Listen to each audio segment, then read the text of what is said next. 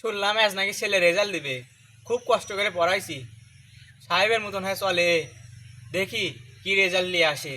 দেখ গোলে মানে পাস করছি, কাকারে খবরটা দিই। কাকা আমি তো পাস করছি।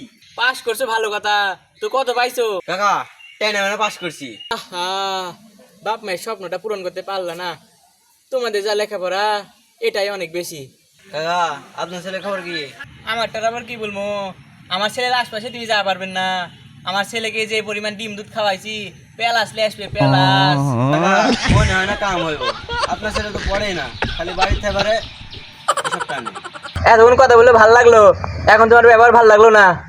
তুমি দেখছো আমার ছেলে এগুলো খায়, আমি যেন মাঝে মধ্যে খাই, তাই বলে আমার ছেলে খায় এগুলো আমি বিশ্বাস করবো? খায় না বোধহয়। এত কষ্ট করে ছেলেরে না খাওয়াইয়া আমি খাইছি, সেই ছেলে যদি ফেল করে তাহলে নিজে মরা ছাড়ার কোনো উপায় নাই।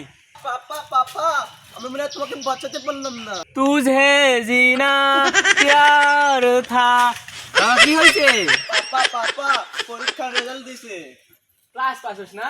না বাবা, প্লাস তো দূরের কথা, তা চিন্তাও দিছে না। তো কে নিয়ে আসছোস? পাপা পাপা ফেল করেছি, আমি মনে হয় তোমাকে আর বাঁচাতে পারবো না। বাবা তুমি ফেল করছো? ছেলের নাম কই রে? মাংস রান্ধ্র, আমার ছেলে ফেল করেছে। বাবা তাহলে তুমি দুটার দিন কি করলো? এবারে ডিমগুলোতে না পুষ্টি কম ছিল, এগুলো পোল্ট্রি মুরগির ডিম। যদি দেশি মুরগির ডিম হতো তাহলে প্লাস চিমটা সবই পাইতাম।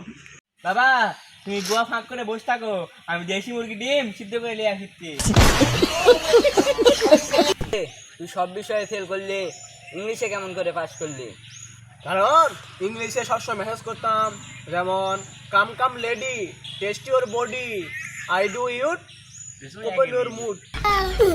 বন্ধু কি শোনাইলি বন্ধু? এটা শোনা তো আমার জীবন সার্থক বন্ধু। বন্ধু বুঝছিস ইংরেজি খুবই ইম্পর্টেন্ট, আমি তো জানি, আবার তো বুঝে না।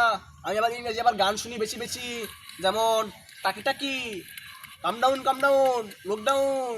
বন্ধু ফেল করছিস বলে? এই কোশ না বন্ধু, আমার যে ইংলিশ শোনাইছে বন্ধু, একবার ইংলিশ শোনাই তো।